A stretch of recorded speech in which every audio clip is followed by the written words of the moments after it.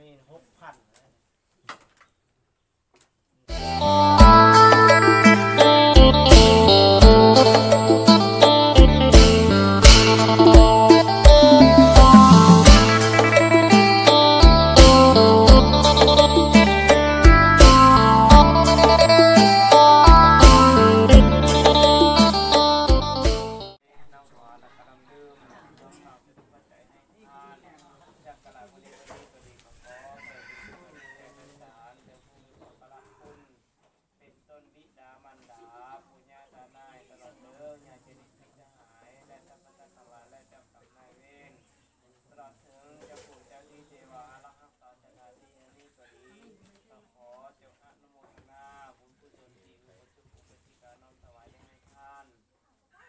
แล้วจงเกิดดีมีชู้ผู้มีทุกข์ก็ขอพ้นจากทุกข์ผู้มีทุกข์แล้วก็ขอให้ทุกข์ที่ยิ่งขึ้นไป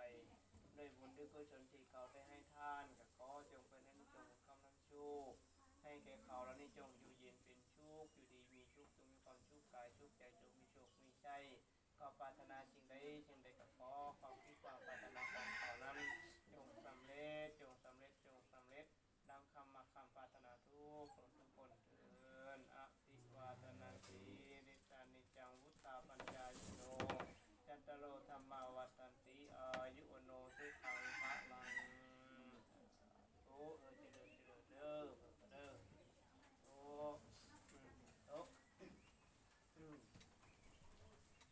ผ่านแฟนวันนี้แล้วเขาแนมขึ้นมาคือชิมออยู่ทำชิวหกบ้าเท่าแต่ที่จริงมันก็มีใครเปลือยพอดีย่างโม้นเจ้าที่เด็กขันไดมันไหวคนเขามีลมเรียบเนาะมันได้กันไปเฮาขึ้นมาที่หอดมา200บ่200พันขันไดตัวยาว100จะซองประมาณ100 บาทผูชะเล่าที่500 บาทผูชะเล่าอยู่กับปีฟันก็เขาก็จะยิ้มได้เลยสั่งมาสั่ง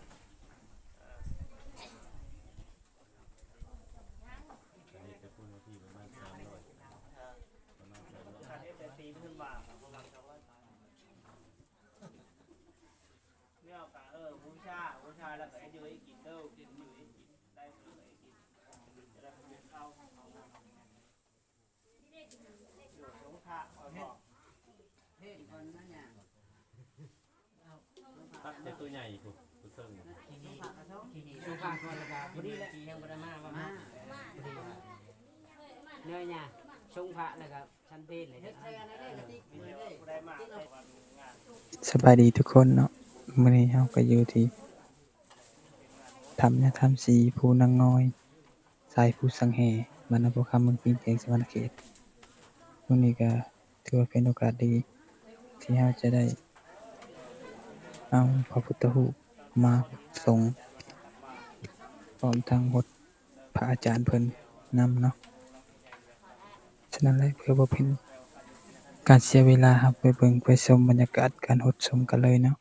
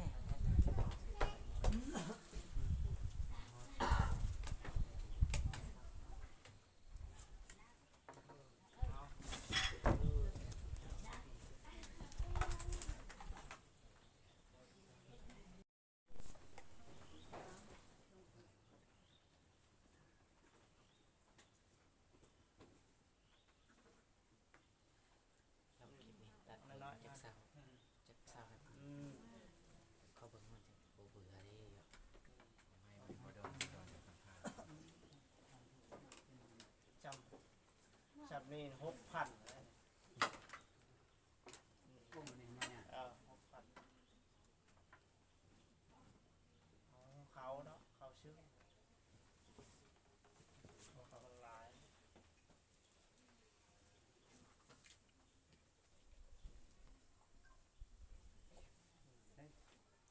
เล็ก รถ ได้ กับน้ เล็ก ำน้ำมันจบ จาน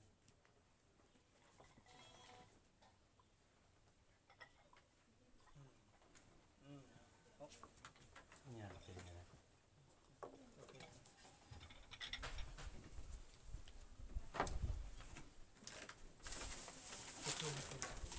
ทิชชูตัวไม่แกะเขาฮอตมาตัว จากช่องเดียว อ๋อเฉยเด้อ ใส่จอกด้วยเห็นไหมเนาะ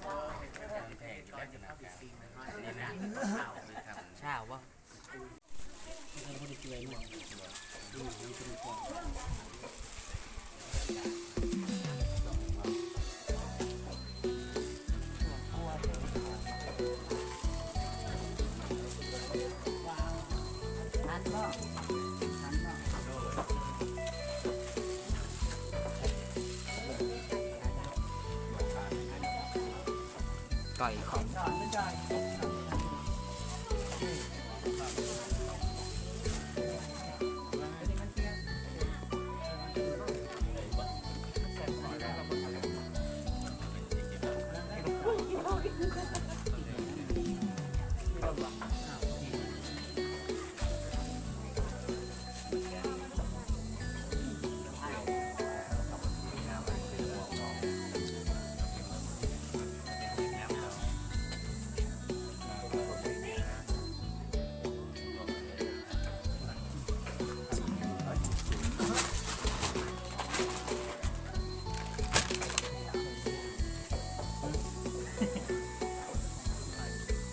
ชื่อนี่สิ ได้กับไป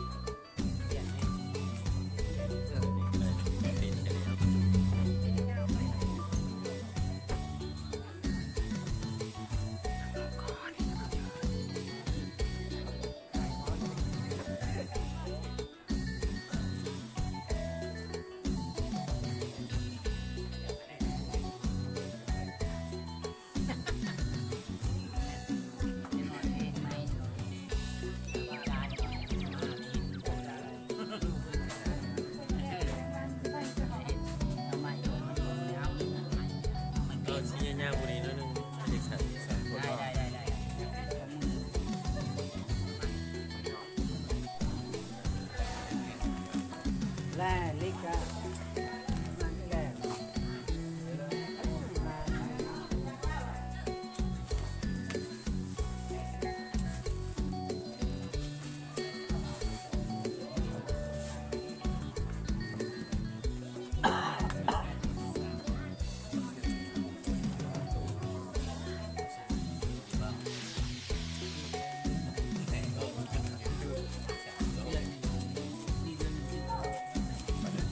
เ